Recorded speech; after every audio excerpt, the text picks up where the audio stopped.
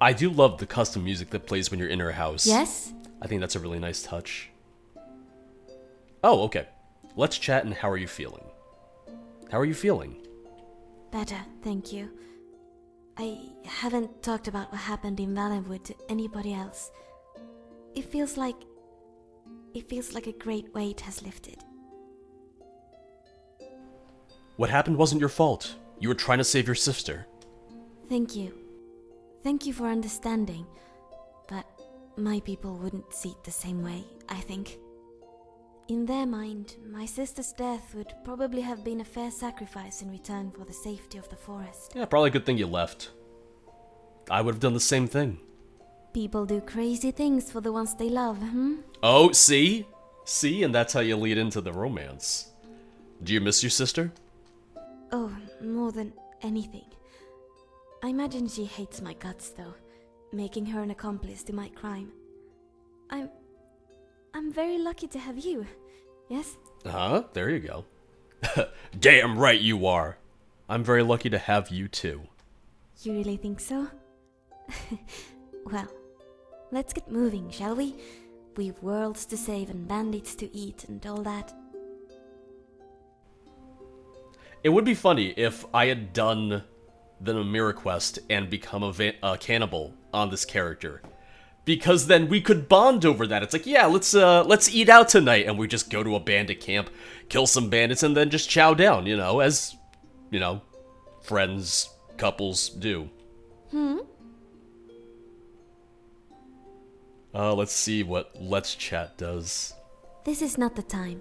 Ask me again when we're somewhere safe. Are we not safe in your home? What does that say about your house? Okay. That's concerning. Why isn't this safe? You want to talk about it? Do we need to build you a new pod? Sorry, grow you a new pod?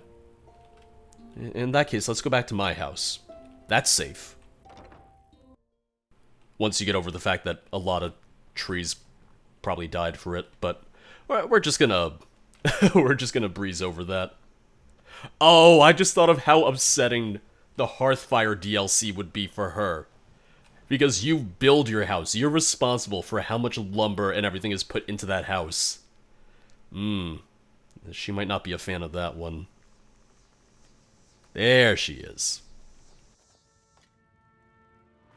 Bosmer who break the Green Pact are called apostates. In Valenwood, they're treated similarly to how the Thalmor treat Talos worshippers. Ooh. If you need me, I'm here. I don't like that. Let's chat. Certainly. Will you sing for me? Will you tell me a story? Tell me about your family. Do you think your kin could forgive you? I don't know. The penalty for breaking the Green Pact is death. It's not something that's just forgiven. Oh. Certainly. Tell me more about your family. My father was a hunter, and my mother dabbled in priesthood. Both of them spent most of their time alone, so it was mostly me and my sister. What about you? What was your family like? I hate my parents. I never knew my parents. My parents are dead. My parents are good people. I miss them, and I hope I get to see them again soon. Do you visit them often? It's been a little while. Not very often. They live in another province. Oh, maybe someday we could travel to visit them together. Certainly. I'm wondering why this is considered safe and her house isn't. I'd love to. What would you like to hear about? Oh wow, we got a few options. Aephri the Spinners, Cleverness of the Bosmer, Old Bones, Sylvanar, and the Green Lady. Tell me about the cleverness of the Bosmer. In Morrowind, there was a nobleman by the name of Kelmeril Bryn, who had a very definitive view of how things should be done. Whenever he purchased a new slave, he had them whipped in the courtyard for 1 to 3 hours. Few slaves ever had to be whipped more than once. As the memory of their first day and the sights and sounds of other slaves' first days stayed with them throughout their lives. When Bryn bought his first Bosmer slave, he ordered his castellan to whip him only for 1 hour. The Bosmer, which Bryn had named Dob, seemed so much more delicate than his other slaves.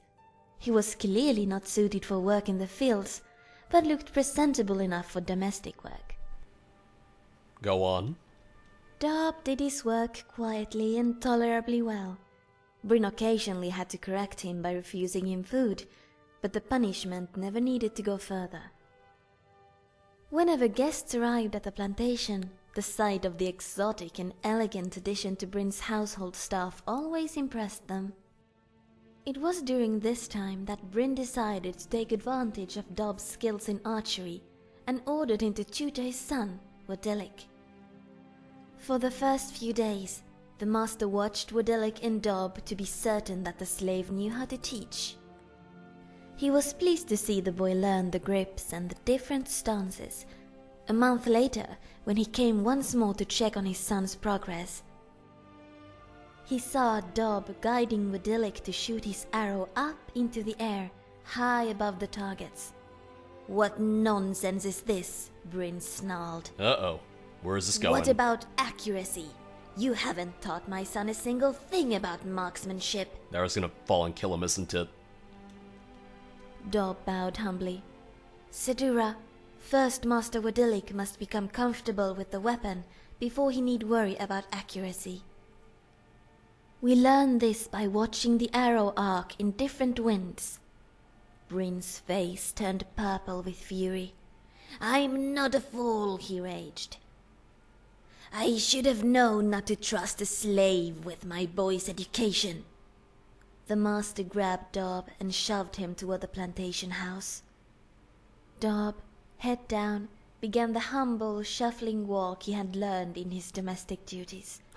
Waribki, tears streaming down his face, tried to follow. Oh. "You stay and practice," roared his father. "Try aiming at the target itself, not at the sky. You are not coming back into the house until you do it." Well, Dillick's on his side. The boy tearfully returned to practice, while Bryn brought Dob into the courtyard and called for his whip. Dob suddenly broke away and scrambled to hide between some barrels in the center of the yard. Bryn began to bring down the whip down on his exposed back again and again. Poor Dob. Waribki's miserable wail drifted from the courtyard. "I can't, father. I can't hit it." "Master Waribki," Dob cried back as loud as he could, his voice shaking with pain. "Keep your left arm straight and aim slightly east. The wind has changed." Oh, it's gonna kill the dad. "Stop confusing my son," Gonna kill Bryn. screamed. "You'll be in the sultry fields if I don't beat you to death first, like you deserve." As Bryn's whip rained blows down upon Dob, Waribki's arrow sailed high before coming down in a magnificent arc. Bryn tasted the blood before he realized he'd been hit. Gingerly, he raised his hands and felt the arrowhead protruding out of the back of his neck. Oh. He looked at Dob crouching under a wagon and thought he saw a thin smile cross the slave's lips. Just for an instant before he died, Bryn saw the face of an untamed wood elf on Dob. "Bullseye, Master Waribki," Dob crowed. Damn, Dob. Damn, Dob. Alright. Later, then. Okay, so that wasn't her. Let's chat does not lead to the romance, it seems.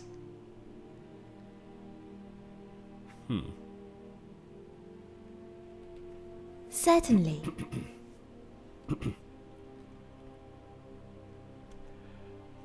Will you sing for me? Which song? Okay, Song of the Green, which is the one she's already sung, I'm pretty sure. Okay. What is that animal you ride around on? Thistlefoot. He's an antelope. They're quite common in Greenshade. Horses are good mounts, but the terrain in Valenwood can be treacherous for uncertain hoofs. Thistlefoot moves through thick forest easily. I love that name for him. He's a little more skittish than your average horse, but I trust him with my life.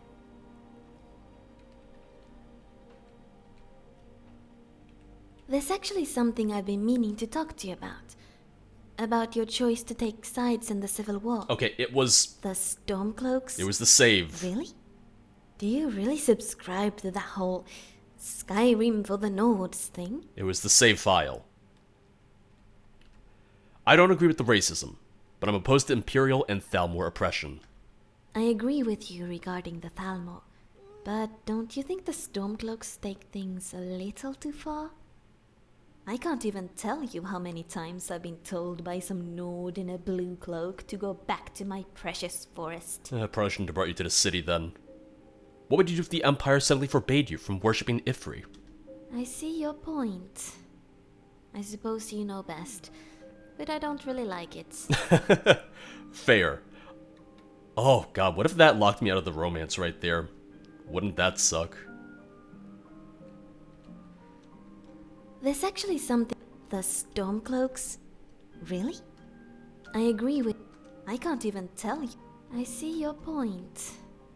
I suppose you know best, but I don't really like it. I was wondering, how are you doing?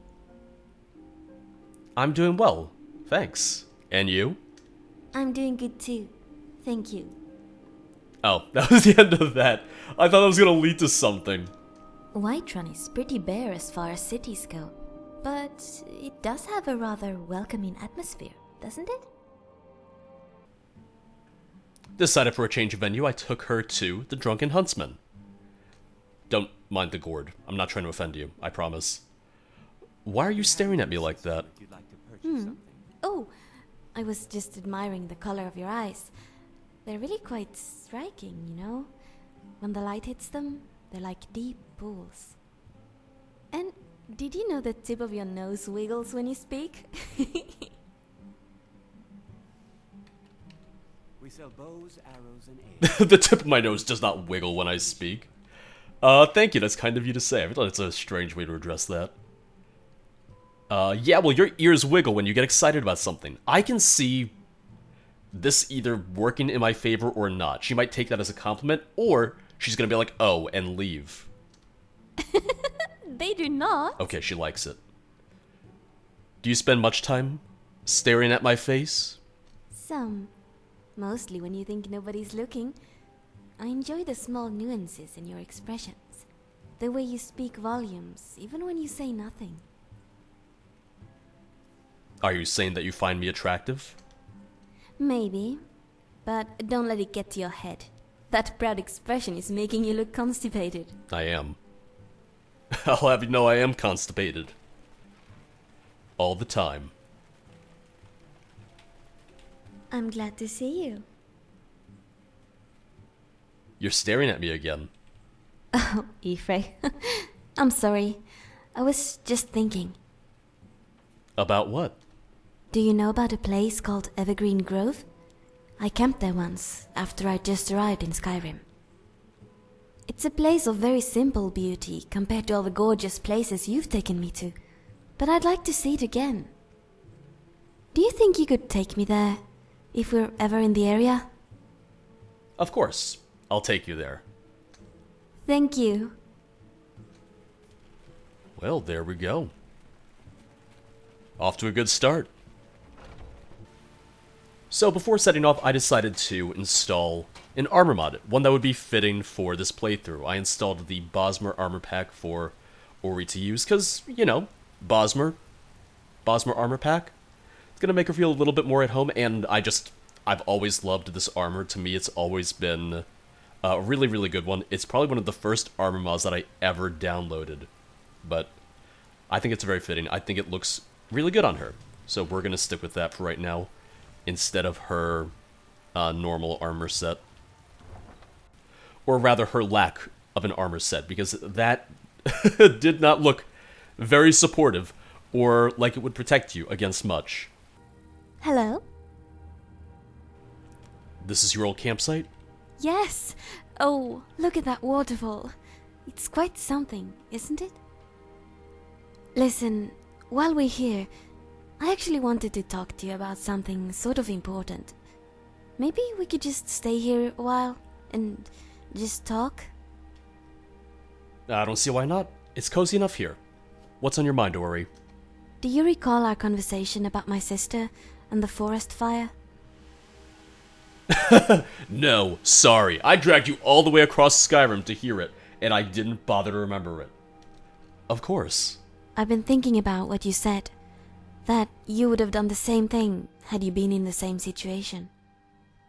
You've been so kind to me. You took me to all these beautiful places just because I mentioned feeling homesick. Although you very clearly had better things to do. You listened to my story, and even when you knew the truth about me, you didn't judge. You stayed with me.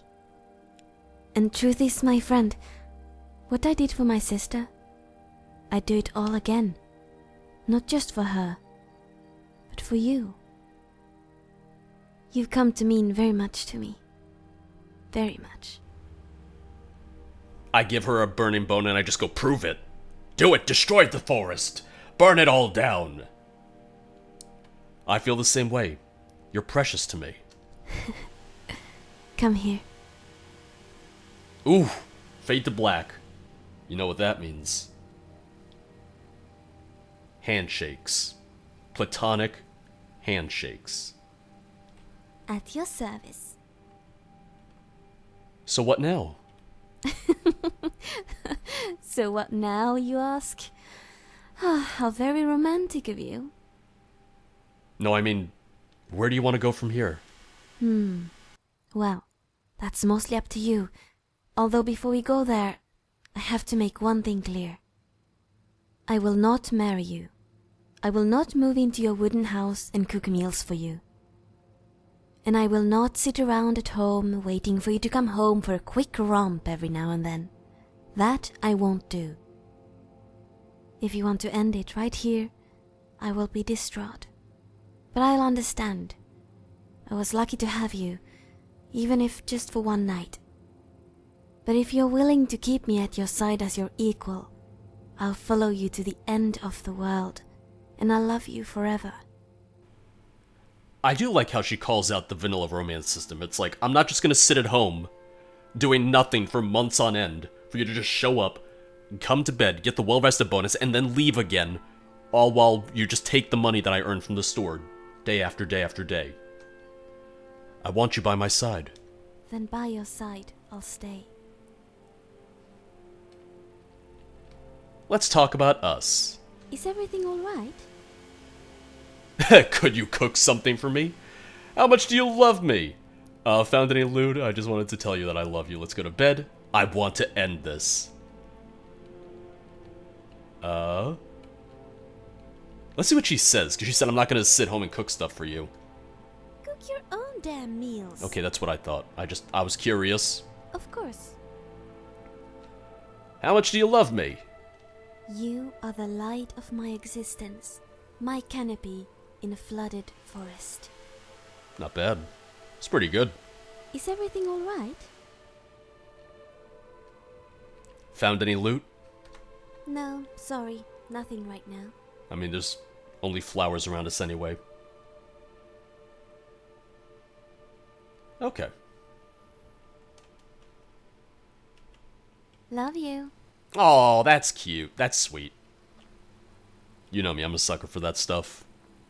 Alright, just brought her back to her house so we can finish up some of the Checking on me to conversations. old me? I've been thinking about Norellian and the White Phial.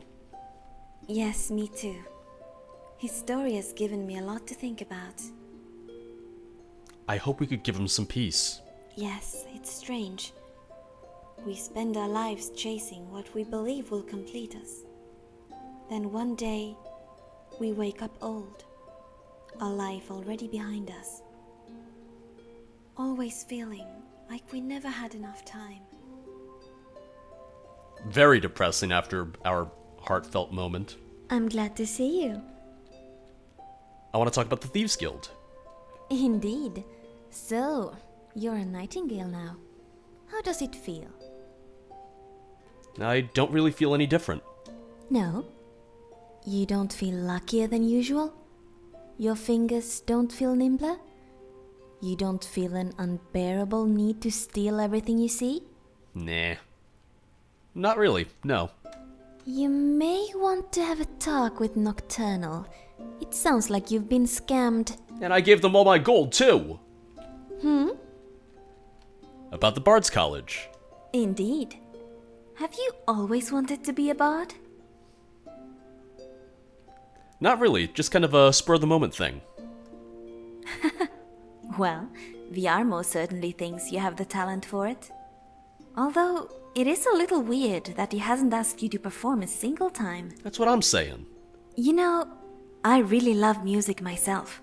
I always have, ever since I was a tiny elfling. Do you think you could play something for me sometime? Of course. All you need to do is ask. Oh, great! I'm really looking forward to it. So attentive, aren't you? This is not the time. Ask me again when we're somewhere safe. Okay, still doesn't count as safe. Her house still isn't safe. That would be one thing I would like to maybe see changed if there's ever going to be another update for the mod. You don't feel safe in your house with the magic stairs? Fine, I'll take you to my wooden house. Which, somehow, you feel more safe in. Also, don't worry about, don't worry about Lydia. She's standing right behind you. Oh, and she's gone. Now I'm a little bit more worried. So I heard about this disturbing ritual about replacing dead family members. Oh, you mean the mourning wars? Yes, what about it? Can you explain to me what exactly it entails? If a clan member is killed during a battle between two tribes, the family members of the deceased may take a member of the enemy tribe hostage. The hostage is then tortured for a time, and if they survive, they are accepted into the family with open arms, replacing the one who was killed. Oh. That's horrible! Why? They become a beloved family member. They receive all the possessions and titles the deceased one had, and the family regains the beloved one. After torturing them? But imagine the emotional damage the torture must cause. Could you forgive that? Well,